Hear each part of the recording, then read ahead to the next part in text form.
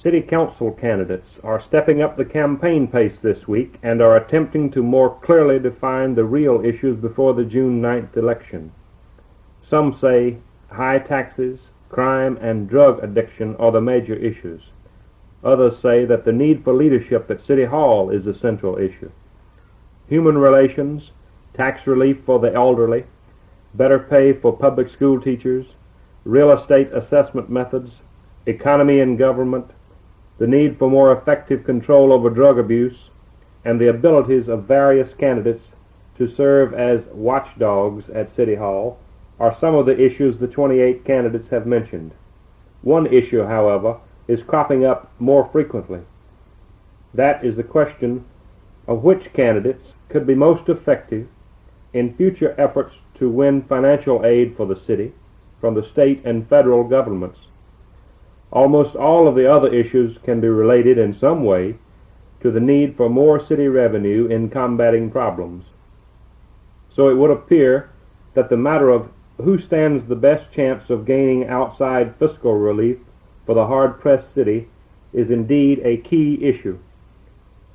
From the standpoint of one candidate, Raymond D. Royal, an independent, the voters can choose from positions that represent more of the same, or a shift to radicalism, or a middle course, the election of independent moderates. That is his view. But Vice Mayor Thomas J. Bliley, Jr., a leader in the city's vigorous efforts to win fiscal assistance from the 1970 General Assembly, argues that continuation of those efforts in a dedicated manner will bring success. Not so, says Oates McCullen, one of the 9 candidates endorsed by the Richmond Crusade for Voters. He claims that Richmond Forward candidates' participation in Richmond area House and Senate races in the past has hurt the city's chances of winning any substantial fiscal relief from the General Assembly. Councilman James G. Carpenter, another candidate who is endorsed by the Crusade for Voters, has made the job of finding some way to get financial help from the General Assembly a major part of his campaign platform. He says the city should make it a high priority task, that there should be a plan devised in the near future, and that the assistance of other cities and urban counties should be gained to make a massive push for help from the state.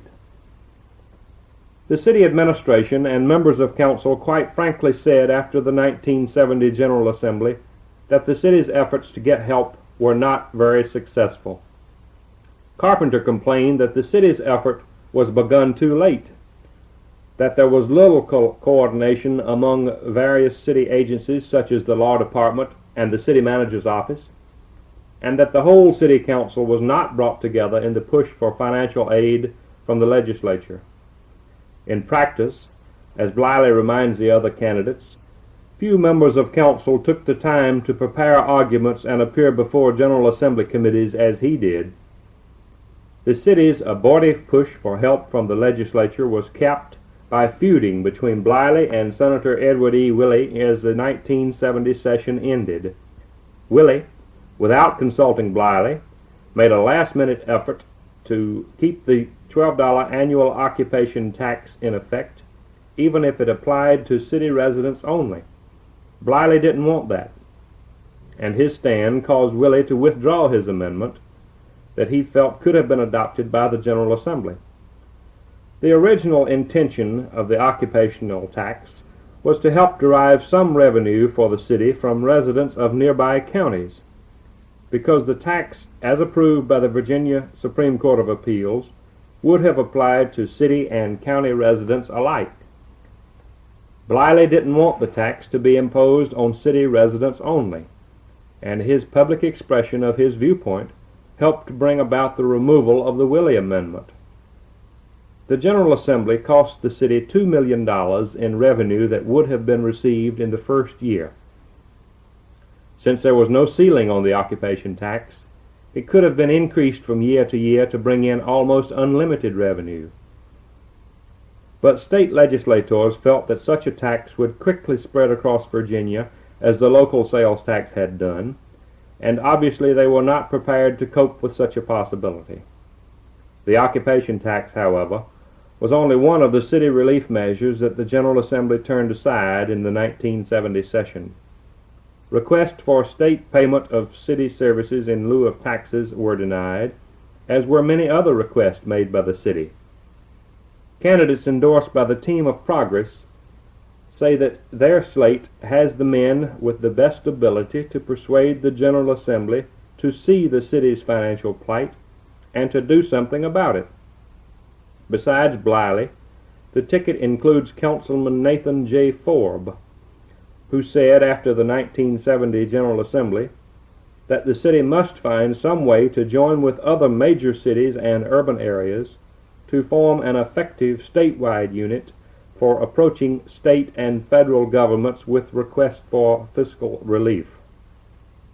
Other TOP candidates are Henry L. Valentine, Waylon W. Rennie, J. M. Orndorff, Aubrey W. Thompson, Philip B. Morris, and William V. Daniel.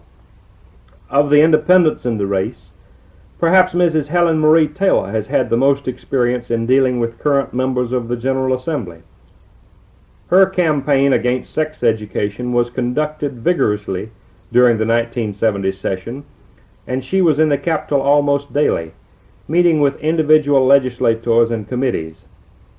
McCullen says that he too has vast experience in dealing with the General Assembly members, that he supported them for election and assisted many of the successful candidates in recent General Assembly elections. Besides McCullen and Carpenter, the crusade is endorsing Councilman Henry L. Marsh III, Robert Shiro, Andrew M. Lewis, Walter T. Kinney, Curtis Holt Sr., Howard H. Carwile, and Ronald P. Livingston. If the composition of the present City Council can be used as a guide, there may be an indication that the winners on June the 9th will come from among the two slates endorsed by the two major political groups in the city, the Crusade for Voters and the Team of Progress.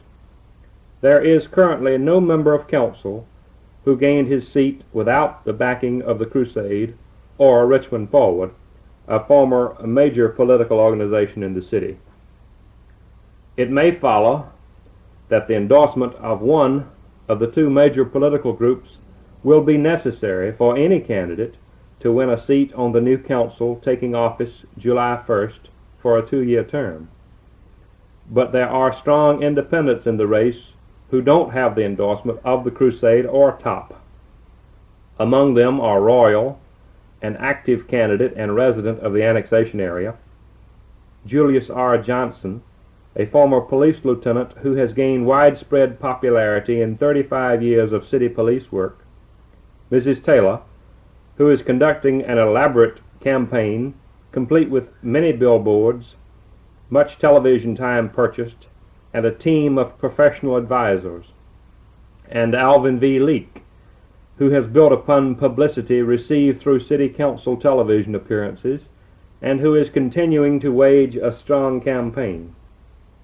One candidate, Livingston, has warned that whoever the successful candidates may be, they will face staggering budget problems next spring because of the manner in which the $111 million budget for 1970-71 was balanced.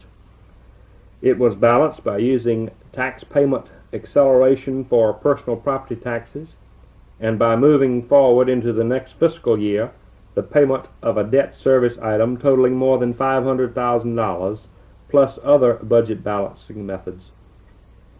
Livingston's warning may add emphasis to the issue of which candidates may be most successful in gaining fiscal relief from the state and federal governments in the future. And it may bring perspective to the issue, as expressed in a recent work by Edward C. Banfield of Harvard University, who said, in short, the revenue crisis mainly reflects the fact that people hate to pay taxes and that they think by crying poverty they can shift some of the bill